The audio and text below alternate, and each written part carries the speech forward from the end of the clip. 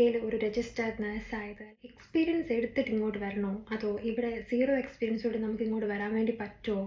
ഒന്നുകിൽ OET അല്ലെങ്കിൽ IELTS. ഇവിടെ NMC പ്രോസസ്സ് സ്റ്റാർട്ട് ചെയ്യുന്നതാണ്. CBT, പിന്നെ ഒരു എക്സാം. കൂടുതൽ ട്രസ്റ്റും അക്സെപ്റ്റ് ചെയ്യുന്ന അല്ലെങ്കിൽ പ്രിഫർ ചെയ്യുന്ന ഫ്ലൈറ്റ് ക്യാൻസൽ ആയിരുന്നു. ഇത്രയും കാര്യങ്ങളാണ് ഇവിടെ വരാൻ വേണ്ടി ഞാൻ ചെയ്തത്.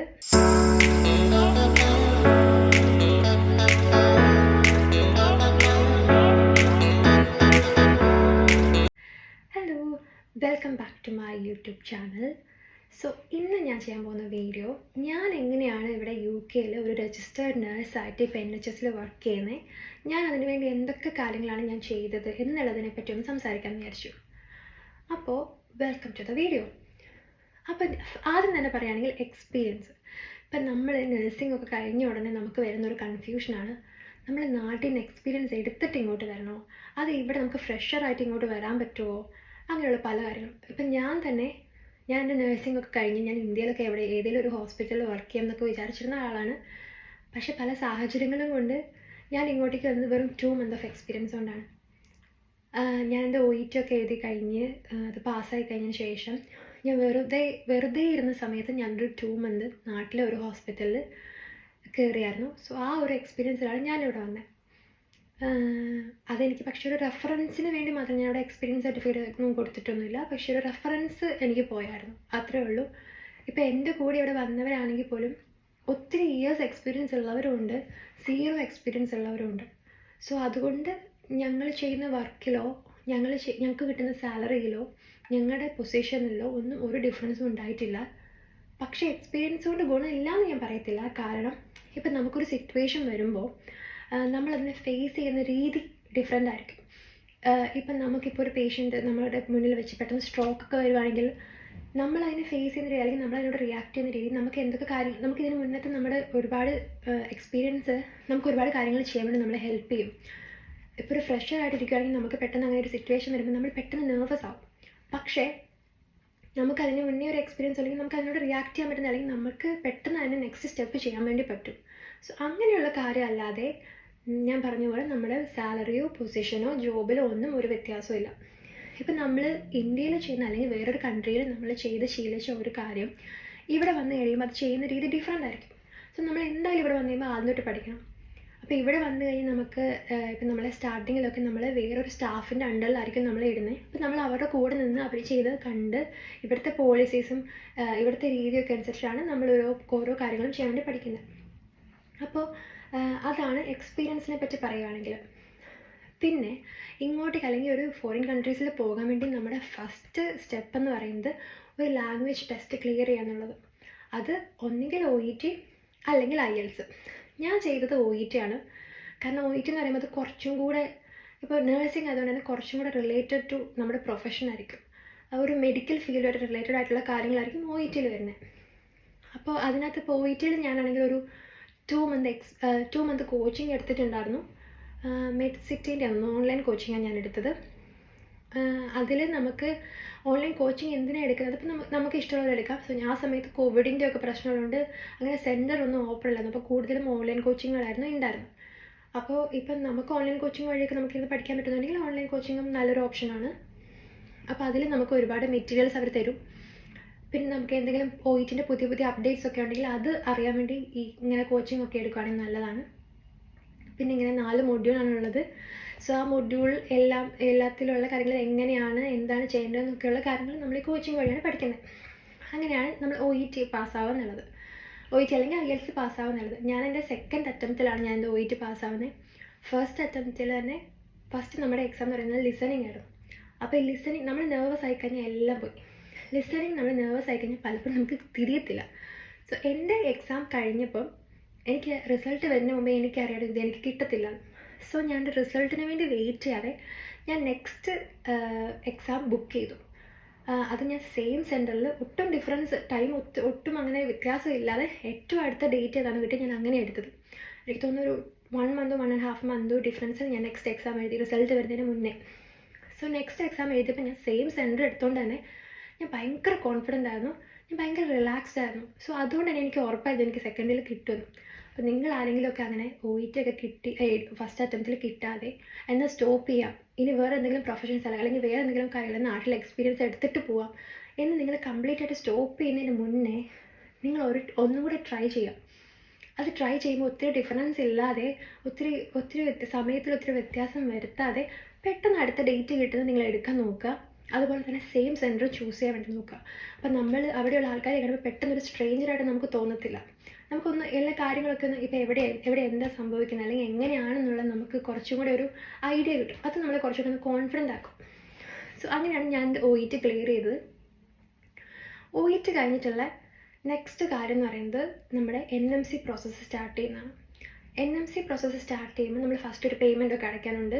ഞാൻ സ്വന്തമാണ് ചെയ്തത്. പക്ഷെ നമുക്കിപ്പോൾ കുറച്ചുകൂടെ എന്തെങ്കിലുമൊക്കെ മിസ്റ്റേക്കൊക്കെ പറ്റുമെന്ന് പേടിയൊക്കെ ഉണ്ട്, അല്ലെങ്കിൽ കുറച്ചുകൂടെ സേഫായിട്ട് ചെയ്യണമെന്നൊക്കെ ഉണ്ടെങ്കിൽ നമുക്കൊരു ഏജൻസിനെ കോൺടാക്ട് ചെയ്യാം. ഞാൻ പക്ഷേ സ്വന്തം യൂട്യൂബ് ചാനൽ നമ്മളിങ്ങനെ യൂട്യൂബ് വീഡിയോസൊക്കെ നോക്കി ഞാൻ സ്വന്തമായിട്ട് സ്റ്റാർട്ട് ചെയ്തു. അപ്പോൾ നമ്മൾ പേയ്മെൻ്റ് ഒക്കെ അടയ്ക്കാനുണ്ട്. പിന്നെ നമുക്ക് 2 എക്സാം ഉണ്ട്. അതിനകത്ത് ഒരു എക്സാം എന്ന് പറയുന്നത് CBT, പിന്നെ ഒരു എക്സാം OSCE ആണ്. CBT എന്ന് പറയുന്നത് ഒരു തിയററ്റിക്കൽ എക്സാമാണ്. അത് നമ്മൾ ഇന്ത്യയിൽ നിന്ന് തന്നെ ക്ലിയർ ചെയ്യണം. അത് നമുക്ക് ഈസി ആയിട്ട് ക്ലിയർ ചെയ്യാവുന്നേ ഉള്ളൂ. പക്ഷേ അതിന് വേണ്ടി നമുക്ക് കോച്ചിങ് എടുക്കാം. ഞാൻ എടുത്തായിരുന്നു. പക്ഷേ കോച്ചിങ് കൊണ്ട് വലിയ വ്യത്യാസമൊന്നും എനിക്കുണ്ടായില്ല. പക്ഷേ കോച്ചിങ് വഴി നമുക്ക് മെറ്റീരിയൽസ് കിട്ടും. ഈ മെറ്റീരിയൽസിൽ കൂടെ നമ്മൾ ജസ്റ്റ് ഒന്ന് ഒഴിച്ചു വിട്ട് കഴിഞ്ഞാൽ നമുക്ക് പാസ്സാവുന്ന ഒരു സിമ്പിൾ എക്സാമാണ് CBT. പിന്നെ അന്ന് തന്നെ നമുക്ക് CBTൻ്റെ റിസൾട്ട് അറിയാൻ പറ്റും. ഞാൻ CBTക്ക് സെൻറ്റർ എടുത്തത് മണിപ്പാലിലാണ്. അവിടെ നിന്ന് പറയുമ്പോൾ ഭയങ്കര ക്വയറ്റ് ആയിട്ടുള്ളൊരു പ്ലേസാണ്. പിന്നെ നമുക്ക് ഡേറ്റ് കിട്ടാൻ വേണ്ടി അത്ര ബുദ്ധിമുട്ടുണ്ടാവില്ല. സോ ഞാൻ അങ്ങനെയാണ് CBT നാട്ടിൽ നിന്ന് ക്ലിയർ ചെയ്തു. CBT കഴിഞ്ഞ് CBTക്ക് നമ്മൾ എന്തോ പേയ്മെൻ്റ് ഒക്കെ അടയ്ക്കാനുണ്ട് കേട്ടോ. അത് കഴിഞ്ഞ് CBT ക്ലിയർ ചെയ്ത് കഴിഞ്ഞ് നമുക്ക് പിന്നെ ഇൻ്റർവ്യൂസ് അറ്റൻഡ് ചെയ്യാൻ വേണ്ടി പറ്റും. ഇൻ്റർവ്യൂസ് നമുക്ക് CBTക്ക് മുന്നേ പറ്റും. പക്ഷേ കൂടുതൽ ട്രസ്റ്റും അക്സെപ്റ്റ് ചെയ്യുന്ന അല്ലെങ്കിൽ പ്രിഫർ ചെയ്യുന്നത് ഈ CBT ക്ലിയർ ചെയ്തിട്ടുള്ള ആൾക്കാരായിരിക്കും. അതുകൊണ്ടാണ് ഞാൻ CBT ക്ലിയർ ചെയ്തതിന് ശേഷം ഇൻ്റർവ്യൂസ് അറ്റൻഡ് ചെയ്തത്. ഞാൻ ഒരൊറ്റ ഇൻ്റർവ്യൂ ആണ് അറ്റൻഡ് ചെയ്തത്. അവിടേക്ക് തന്നെയാണ് ഞാൻ വരികയും ചെയ്തത്. പക്ഷെ നിങ്ങൾക്ക് വേണമെങ്കിൽ ഇപ്പോൾ ഒരു ഇൻ്റർവ്യൂ കഴിഞ്ഞ് നിങ്ങൾക്കത് കിട്ടിയാലും നിങ്ങൾക്ക് ഇനിയും കുറച്ചുകൂടെ ഇൻ്റർവ്യൂ ഒക്കെ ട്രൈ ചെയ്യാം. പിന്നെ നിങ്ങൾക്ക് കിട്ടുന്ന അല്ലെങ്കിൽ ആ ഒരു ഇൻ്റർവ്യൂ വരുന്ന ട്രസ്റ്റിനെ പറ്റി അന്വേഷിക്കാം, അല്ലെങ്കിൽ ആ ഒരു ഏരിയനെ പറ്റി. ഇപ്പോൾ ആരെങ്കിലുമൊക്കെ UK ഉള്ളവരാണെങ്കിൽ നിങ്ങൾക്ക് അവരോടൊക്കെ ഒന്ന് അന്വേഷിച്ച് നോക്കാം, എങ്ങനെയുണ്ട് ഈ ഏരിയ, അങ്ങനെയുള്ള കാര്യങ്ങളൊക്കെ ഒന്ന്, അല്ല ട്രസ്റ്റ് എങ്ങനെയുണ്ടെന്നൊക്കെ നമുക്കൊന്ന് അന്വേഷിക്കാൻ പറ്റും. സോ അത് കഴിഞ്ഞ് ഇൻ്റർവ്യൂ ക്ലിയർ ചെയ്ത് കഴിഞ്ഞാൽ പിന്നെന്ന് പറഞ്ഞാൽ നമ്മൾ ഓഫർ ലെറ്ററും COSും വെയിറ്റ് ചെയ്യും. ഓഫർ ലെറ്ററും COSും ഒക്കെ കിട്ടിക്കഴിഞ്ഞാൽ പിന്നെ നമ്മുടെ വിസ പ്രോസസ്സിങ്ങും മെഡിക്കൽ, അതിൻ്റെ ഇടയ്ക്ക് മെഡിക്കലും വിസ ഓഫീസിൽ പോകാനൊക്കെ ഉണ്ട് കേട്ടോ. സോ ഈ കാര്യങ്ങളൊക്കെ നമുക്ക് ചെയ്യാൻ പറ്റും. ഇതൊക്കെ കഴിഞ്ഞ് നമുക്കവർ ടിക്കറ്റ് അയച്ചു തരും.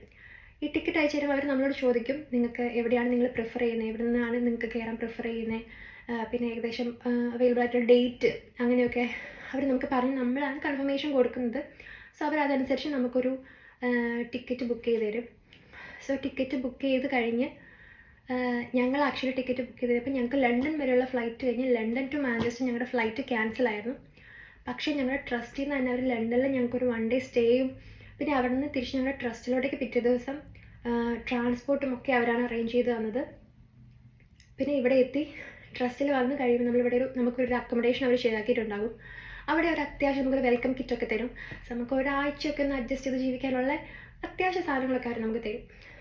സോ അങ്ങനെ ഇവിടെ എത്തിക്കഴിഞ്ഞ് പിന്നെ നമ്മൾ ചെയ്യുന്നതാണ് OSCE എക്സാം. ഇതൊരു പ്രാക്ടിക്കൽ എക്സാമാണ്. സോ അതിന് വേണ്ടിയിട്ടുള്ള കോച്ചിങ് ഒക്കെ നമുക്ക് ട്രസ്റ്റിൽ നിന്ന് തന്നെ കിട്ടും. അവർ തന്നെ നമുക്ക് എന്തൊക്കെ കാര്യങ്ങൾ നമ്മൾ ശ്രദ്ധിക്കണം, അല്ലെങ്കിൽ എന്തൊക്കെ കാര്യങ്ങളാണ് നമ്മൾ ചെയ്യാൻ പാടില്ലാത്തത്, അല്ലെങ്കിൽ പിന്നെ പല സ്റ്റേഷൻസ് ഉണ്ട്. സോ അതെല്ലാം നമ്മളെക്കൊണ്ട് നമ്മൾ ചെയ്ത് പഠിപ്പിക്കും. അത് കഴിഞ്ഞ് അവർ തന്നെ നമുക്കൊരു സെൻറ്ററൊക്കെ ബുക്ക് ചെയ്ത് കഴിഞ്ഞ് നമ്മൾ അവിടെ പോയി എക്സാം എഴുതും. ഈ OSCE നമുക്ക് 3 ടൈം അറ്റംപ്റ്റ് ചെയ്യാം. അതിനകത്ത് എല്ലാവരും തന്നെ ഫസ്റ്റ് അറ്റംപ്റ്റ് പാസ്സാകും. 3rd അറ്റംപ്റ്റ് വരെ ഒന്നും ആരും പോകത്തില്ല. അങ്ങനെയാണ് നമുക്ക് അങ്ങനെ 3 അറ്റംപ്റ്റാണ് നമുക്ക് ആകെ പറ്റുന്നത്. പിന്നെ അത് കഴിഞ്ഞ് OSCE പാസ്സായി അത് നമ്മുടെ പിന്നെ കിട്ടുന്നത് വരെ നമ്മൾക്ക് NMC ഇത്രയാണ് NMC പ്രോസസ്സിങ്. ഈ NMC പ്രോസസ്സിങ് കഴിഞ്ഞ് നമ്മുടെ പിൻ കിട്ടുന്നത് വരെ നമ്മൾ ബാൻഡ് 3 ആയിരിക്കും. ഈ പിന്ന് കിട്ടിക്കഴിഞ്ഞിട്ടാണ് നമ്മൾ ബാൻഡ് 5 ആവുന്നത്. സോ പിന്നെ അവർ നമുക്കൊരു വാർഡ് അല്ലെങ്കിൽ ഒരു ഡിപ്പാർട്ട്മെൻറ്റ് അലോക്കേറ്റ് ചെയ്ത് തരും. അത് നമുക്കിപ്പോൾ എന്തെങ്കിലും പ്രീവിയസ് എക്സ്പീരിയൻസ് ഉള്ളവരാണെങ്കിൽ നമുക്ക് പറയാം ഞാൻ ഇന്ന സ്ഥലത്താണ് ഇതിന് മുന്നേ വർക്ക് ചെയ്തുകൊണ്ടിരുന്നത്, സോ അതാണ് ഞാൻ സെയിം ഡിപ്പാർട്ട്മെൻറ്റാണ് ഞാൻ പ്രിഫർ ചെയ്യുന്നത്. അല്ലെങ്കിൽ ഇപ്പോൾ നിങ്ങൾക്ക് വേറെ ഏതെങ്കിലും ഡിപ്പാർട്ട്മെൻറ്റിനും ട്രൈ ചെയ്യാൻ ആഗ്രഹമുണ്ടെങ്കിൽ എനിക്ക് ഇന്ന ഡിപ്പാർട്ട്മെൻറ്റിലോട്ട് പോകാനാണ് ഇഷ്ടമെന്ന് പറഞ്ഞു കഴിഞ്ഞാൽ അവിടെ വേക്കൻസി ഒക്കെ ഉണ്ടോ നോക്കി അവരതനുസരിച്ച് നമുക്കൊരു ഡിപ്പാർട്ട്മെൻറ്റ് നമ്മളെ അലോക്കേറ്റ് ചെയ്ത് തരും. അപ്പോൾ ഞാനാണെങ്കിൽ ഇവിടെ വന്നപ്പോൾ എനിക്ക് റെസ്പിറേറ്ററി വാർഡായിരുന്നു. ഞാൻ അവിടെ ഒരു 2 ഇയർ വർക്ക് ചെയ്തു. അത് കഴിഞ്ഞ് ഞാനിപ്പോൾ കറൻ്റ് വർക്ക് ചെയ്യുന്നത് ഒരു സർജിക്കൽ വാർഡിലാണ്. ഞാനിപ്പോൾ റീസെൻ്റ്ലി മൂവ് ചെയ്തിട്ടുള്ളൂ, ഏകദേശം ഒരു 2 മന്തേ ആയിട്ടുള്ളൂ. അപ്പം അങ്ങനെയാണ് മൊത്തത്തിൽ നമ്മുടെ ഈ NMC പ്രോസസ്സിങ് അല്ലെങ്കിൽ ഇവിടെ വരാൻ വേണ്ടിയിട്ടുള്ള നമ്മുടെ ടോട്ടൽ പ്രോസസ്സിങ്. ഇതിനകത്ത് നമ്മൾ ചിലവാക്കുന്ന പൈസ, അതായത് നമ്മൾ ഈ OET പാസ്സാവുന്ന നമ്മൾ പാസ്സായ OETൻ്റെ പൈസ മുതൽ നമുക്ക് റീഫണ്ട് കിട്ടുന്നതാണ്. അപ്പോൾ മെഡിക്കലൊക്കെ നമ്മൾ ചെയ്യുമ്പം ഈ മെഡിക്കലിൽ നമുക്ക് അവരൊരു റെസീപ്റ്റ് തരും. ആ റെസീപ്റ്റൊക്കെ നമ്മൾ സൂക്ഷിച്ച് വെച്ച് കഴിഞ്ഞാൽ ഇവിടെ വന്നു കഴിയുമ്പോൾ നമുക്ക് റീഫണ്ടിന് അപ്ലൈ ചെയ്ത് കഴിഞ്ഞാൽ നമ്മൾ ചെയ്യുന്ന എല്ലാ, ഇപ്പം നമ്മൾ NMCക്ക് അടച്ച പൈസ അടക്കം അല്ലെങ്കിൽ ഓസ്കിൻ്റെ നമ്മുടെ OETൻ്റെയും പൈസ അടക്കം നമുക്ക് ഒരു റീഫണ്ട് കിട്ടുന്ന പൈസയാണ്. പിന്നെ ടിക്കറ്റ് ആയാലും എല്ലാം നമുക്ക് അവരാണ് ടിക്കറ്റൊക്കെ എടുത്ത് തരുന്നത്, നമ്മളായിട്ട് പേയ്മെൻറ്റ് ഒന്നും നൽകില്ല. നമ്മൾ ഈ ചിലവാക്കുന്ന പൈസ മുതൽ നമുക്ക് ഇവിടെ വരുമ്പോൾ നമുക്ക് റീഫണ്ട് കിട്ടുന്ന പൈസയാണ്. അപ്പം അങ്ങനെയുള്ള കാര്യങ്ങൾ കൊണ്ടൊക്കെ UK നഴ്സിംഗ് ഒത്തിരി നല്ലതാണ്. അപ്പോൾ ഇത്രയും കാര്യങ്ങളാണ് ഇവിടെ വരാൻ വേണ്ടി ഞാൻ ചെയ്തത്. അപ്പോൾ ഞാൻ അത് നിങ്ങളോടൊന്ന് ഷെയർ ചെയ്യുമ്പം ഇപ്പോൾ ആർക്കെങ്കിലും നിങ്ങൾക്കൊരാൾക്ക് ഹെൽപ്ഫുൾ ആവുമെന്ന് ഞാൻ വിചാരിക്കുന്നത്. അപ്പോൾ അത്രയേ ഉള്ളൂ. അപ്പോൾ താങ്ക്സ് ഫോർ വാച്ചിങ്.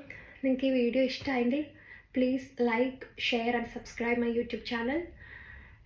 അപ്പോൾ നെക്സ്റ്റ് വീഡിയോയിൽ കാണുന്നവരെ ബൈ ബൈ.